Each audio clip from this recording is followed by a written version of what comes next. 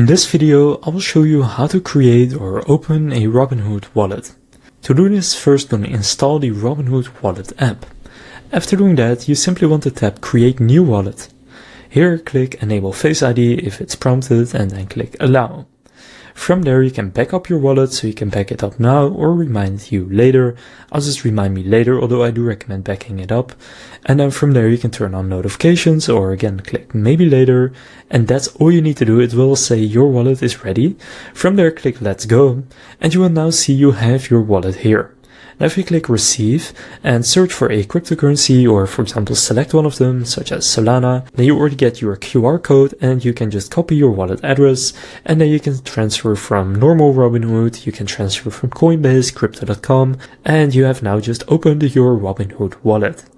So now you know how to create or open a Robinhood wallet.